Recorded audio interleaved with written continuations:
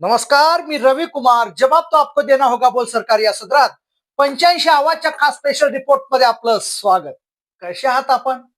मजेत ना? मजेत राहा, हिट राहा, फिट राहा आणि हो, आरोग्याची काळजी घ्या. चला तर मग विषयाकडे वळूया. महाराष्ट्राचं राजकारण अजून किती तळ गाठणार आहे आणि आपले राजकारणी अजून किती क्षेत्रामध्ये दिवे लावणार याला आता काही सीमा उरलेली नाहीये. नाशिक मधून जी बातमी समोर येते ती अत्यंत सुन्न करणारी आहे. महाराष्ट्राच्या राजकीय संस्कृतीला लाज आणणारी आहे. एक मोठं सेक्स स्कॅन्डल नाशिक मधून उघड होतंय. नाशिकमध्ये अशोक खरात या मर्चंट नेव्ही मधल्या निवृत्त कॅप्टनला तथाकथित भोंदू बाबाला पोलिसांनी एका प्रकरणामध्ये ताब्यात घेतलं. हा गुन्हा होता एका 35 वर्षीय महिलेला गुंगीचं औषध देऊन तिच्यावरती अत्याचार केल्याचा.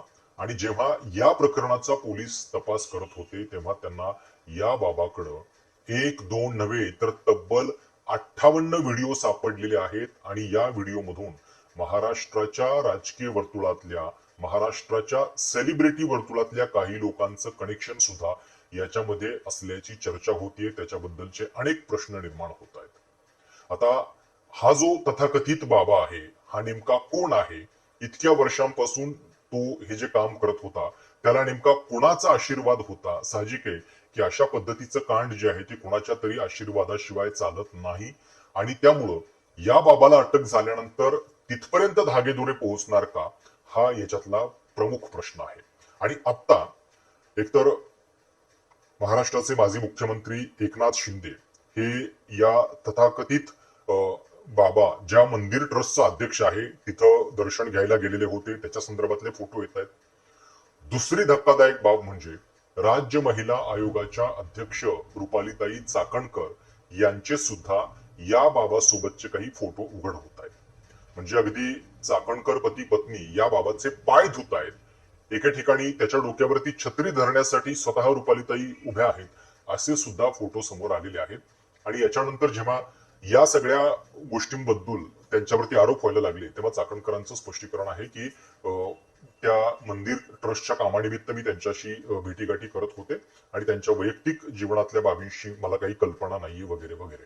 पण त्याच्यामध्ये सुद्धा काही प्रश्न उपस्थित होतात. कारण ज्या पद्धतीच्या गोष्टी सुषमाताई अंधारे यांनी समोर आणलेल्या आहेत, सामाजिक कार्यकर्ते विजय कुंभारे हे जे या सगळ्याबद्दल बोलतायत त्याच्यातनं काही गंभीर प्रश्न उपस्थित होतात. म्हणजे एक गोष्ट ही आहे की अगदी वर्षभरापूर्वी याच बाबाच्या संदर्भात एका स्थानिक पत्रकारानं, एका स्थानिक पोर्टलनं काहीतरी गोप्यस्फोट करण्याचा प्रयत्न केलेला होता. तेव्हा याच रुपालीताई चाकणकरांनी त्याला एक नोटीस पाठवलेली होती त्याच्या विरोधात कारवाई करण्याची. आणि त्याच्यानंतर त्या संबंधित वेब पोर्टलनं रुपालीताईंना पत्र पाठवून माफी मागितलेली होती. म्हणजे ह्याच्यातली धक्कादायक बाब काय बघा की त्या राज्य महिला आयोगाच्या अध्यक्ष आहेत. समजा एखाद्या बाबाच्या विरोधात महिला अत्याचाराबद्दलचं एखादं प्रकरण उघड होत असेल तर त्यांनी ते थांबवायला पाहिजे की त्याची अधिक चौकशी करायला पाहिजे. एक वर्षापूर्वी जर त्यांनी या सगळ्या संदर्भामध्ये अडसर आणला नसता तर कदाचित हे प्रकरण आधीच उजेडात आलं असतं. अजून ज्या काही महिला याच्यामध्ये बळी पडल्या त्या कदाचित या सगळ्या वासनाकांडातून बळी पडायच्या थांबल्या असत्या. पण महिला आयोग जे महिलांच्या संरक्षणासाठी नेमलं गेलेलं आहे ते नेमकं काय काम करतं हा याच्यातला प्रश्न आहे. नेमकी घटना काय घडलेली आहे, याच्यातले तपशील नेमके काय आहेत आणि हे तपशील बारकाईने समजून घ्या. कारण याच्यातले जी जागेची ठिकाणं आहेत, ज्यांची नावं येत आहेत त्यांचे पक्ष हे बघितल्यानंतर तुम्हाला याच्या पलीकडचं राजकारण सुद्धा कदाचित लक्षात येईल. ज्याला अटक केलेली आहे तो अशोक खरात, याच्या विरोधात बुधवारी पहाटे गुन्हे शाखेने त्याला ताब्यात घेतलं आणि त्याच्याकडे जो पेनड्राईव्ह सापडला त्याच्यामध्ये 58 आक्षेपार्ह व्हिडिओ असून प्रसिद्ध महिला सेलिब्रिटी संदर्भातले काही व्हिडिओ असल्याचं सांगितलं जात आहे.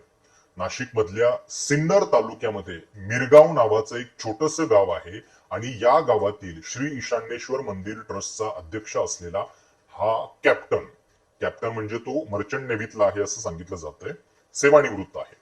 स्त्री शिवलिका संस्थांची त्यानं स्थापना केली आणि याच मंदिराच्या बघा याच मंदिराच्या विश्वस्त पदावरती महिला आयोगाच्या अध्यक्ष रुपाली चाकणकर आहेत. खरात अंकशास्त्र जाणून आहे. नोव्हेंबर 2022 मध्ये तत्कालीन मुख्यमंत्री एकनाथ शिंदे यांनी मिरगाव मधल्या या मंदिरामध्ये भेट दिल्यानंतर अशोक खरात अधिक चर्चेत आला असं सुद्धा बातम्यांमध्ये सांगितलं जातंय. कॉस्मॉलॉजी म्हणजे काय, विश्वशास्त्र, त्या विज्ञान शाखेचा सुद्धा यानं अभ्यास केलेला आहे. म्हणजे हा काय काय उद्योग करतोय. म्हणजे हा कॅप्टन आहे, पण हा तथाकथित भोंदू बाबा पण आहे, हा तथाकथित मांत्रिक आहे. लोकांना अंकशास्त्राच्या माध्यमातून काही अघोरी उपचार यानं सांगितले, अशा पद्धतीच्या सुद्धा चर्चा याच्यामध्ये होत आहेत. आणि या सगळ्याबद्दल आता एकतर पहिल्यांदा विजय कुंभार यांनी काय ट्विट केलेलं आहे ते असं म्हणतायत, अशोक खरातची अटक हा फक्त एक गुन्हा नाहीये, तर एका मोठ्या शोषणाच्या रॅकेटचा पर्दाफाश आहे. स्वतःला कॅप्टन म्हणवणारा आणि राजकीय वर्तुळामध्ये ज्योतिष म्हणून वावरणाऱ्या या व्यक्तीला एका महिलेवर बलात्काराच्या आरोपाखाली पोलिसांनी अटक केली आहे. 58 व्हिडिओ सापडलेत, ज्यामध्ये अनेक महिलांचा समावेश असल्याचं सांगितलं जातं. वर्षानुवर्ष त्यानं ज्योतिषाच्या माध्यमातून राजकारणी, सेलिब्रिटी आणि उच्चभ्रू लोकांपर्यंत पोहोच निर्माण केली. बाहेरून विश्वासार्हतेचा आव आणत बंद दाराआड महिलांचं शोषण केलं. सत्तेच्या जवळकीमुळे आंधळा विश्वास निर्माण होतो, त्यामुळे यंत्रणा मूक होऊन अत्याचाराला खतपाणी मिळतं. आता प्रश्न हा नाही की खरात कोण आहे, पण खरा प्रश्न हा आहे की त्याला संरक्षण कोणी दिलं आणि त्या व्हिडिओमध्ये अजून कोण कोण आहे. विजय कुंभारांनी ट्विट केलेल्या या फोटोमध्ये दोघांचे फोटो आहेत, रुपाली चाकणकर आणि एकनाथ शिंदे. आता साहजिक आहे की याच्यानंतर रुपालीताईंनी स्वतःचं स्पष्टीकरण दिलं. त्यांनी सांगितलं की मंदिर संस्थांच्या कामानिमित्तानं, म्हणजे रुपालीताई चाकणकरांचं स्पष्टीकरण काय ते पण मी तुम्हाला वाचून दाखवतो. शिवनिका संस्थान ट्रस्ट हे महादेव देवस्थानाचं ट्रस्ट असून काही वेळा तिथे सामाजिक कार्यक्रम साजरे होतात. त्यामुळं सामाजिक कामाच्या निमित्तानं आम्ही अनेक जण ट्रस्टच्या कामाशी जोडलो गेलो होतो, ज्यात समाजातील अनेक प्रतिष्ठित व्यक्ती आहेत. कॅप्टन खरात यांच्या वैयक्तिक आयुष्य किंवा त्यांच्यावर झालेल्या आरोपांबाबत मला कल्पना नाही. आता जे आरोप होत आहेत त्याबाबत पोलीस निष्पक्षपणे चौकशी करतील. पोलीस तपासावर माझा पूर्ण विश्वास आहे. पण आता याच संदर्भात एक गंभीर प्रश्न तेव्हा उपस्थित होतो जेव्हा सुषमा अंधारे यांचं हे ट्विट आपण बघतो आणि त्या पोस्टमध्ये सुषमा अंधारे यांनी जे गंभीर प्रश्न उपस्थित केलेले आहेत ते आहेत, रुपालीताई चाकणकर यांनी एका स्थानिक वृत्तपत्राला धमकावलं होतं का? काय म्हणतायत सुषमा अंधारे? सुषमा अंधारे असं म्हणतायत, रुपाली चाकणकर क्रमांक 1 च्या खोटारड्या आहेत. कॅप्टन अशोक खरात काय लायकीचा माणूस आहे हे रुपाली चाकणकर यांना चांगलेच माहिती होतं. खरातची दुष्कृत्य बाहेर आणण्याचा प्रयत्न खबरदार पुढारी या एका स्थानिक वृत्तपत्राने केला, तेव्हा त्याच्यावर कायदेशीर कारवाई करण्याची धमकी देत त्याच्याकडून चाकणकर बाईंनी माफीनामा घेतला. ज्या चाकणकर बाई मला या प्रकरणाची माहिती नव्हती असं सांगत आहेत, त्या बाई या माफीनाम्याच्या संबंधाने काय बोलणार आहेत? राष्ट्रवादी काँग्रेसचे प्रदेशाध्यक्ष सुनील तटकरे यांना आपल्या पक्षाच्या प्रतिमेची फार काळजी असेल तर तटकरेंनी सांगावं, पीडित महिलांना न्याय देण्याऐवजी महिलांचेच चारित्र्य हनन करण्याचा प्रयत्न करणाऱ्या, कधी वैष्णवी हगवणे, कधी तनिषा भिसे तर कधी डॉक्टर संपदा मुंडे यांच्या चारित्र्यावर शिंतोडे उडवण्याचा प्रयत्न सातत्यानं वादग्रस्त ठरलेल्या चाकणकर यांना महिला आयोगावर ठेवण्यात पक्षाची कुठली राजकीय अपरिहार्यता आहे?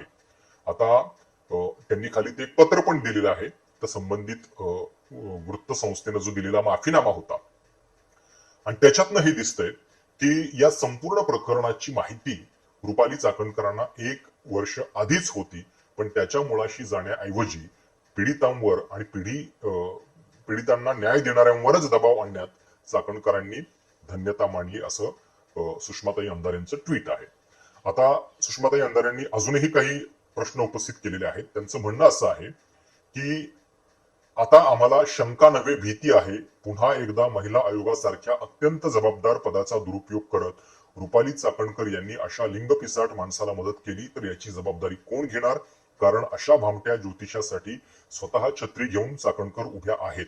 योगायोगानं राज्याच्या उपमुख्यमंत्री पदावर याच पक्षाच्या नेत्या सुनेत्राताई वहिनी विराजित आहेत. महिला म्हणून सुनेत्रा वहिनींच्या मनाला तरी ही गोष्ट पटते का की अशा लिंगपिसाट माणसाला पाठीशी घालणाऱ्या चाकणकरांना या पदावर ठेवावं? राज्य महिला आयोगाचं अध्यक्षपद चाकणकरांनी सोडावं का, हा तर वेगळाच मुद्दा आहे. पण सगळ्यात गंभीर मुद्दा काय आहे, एक बाबा अशा भोंदूगिरीतून, अशा तथाकथित आपण मांत्रिक असल्याच्या गोष्टी भासून महाराष्ट्रातल्या राजकारण्यांना गळी पाडतो आणि हे जे वासनाकांड आहे ज्याच्यामध्ये इतक्या महिलांचा समावेश असल्याचं सांगितलं जातंय.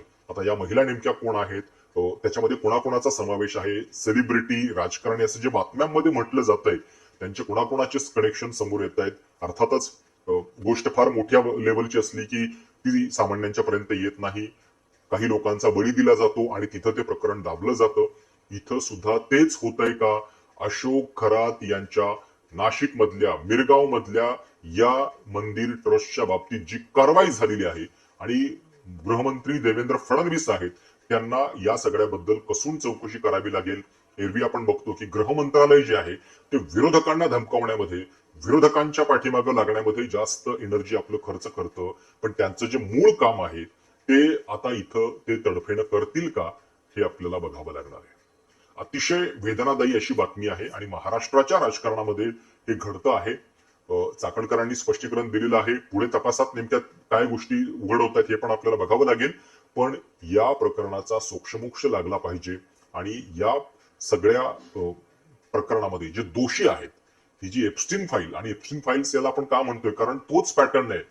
ठराविक लोकांना अशा पद्धतीनं भुलवून त्यांच्या माध्यमातून ब्लॅकमेल करण्याचं काम जर हा बाबा करत होता तर हे रॅकेट आणि पुन्हा अशा पद्धतीचं काम होऊ नये यासाठी नेमकी कुठली कारवाई पोलीस करतायत हे आपल्याला बघावं लागेल. तुम्हाला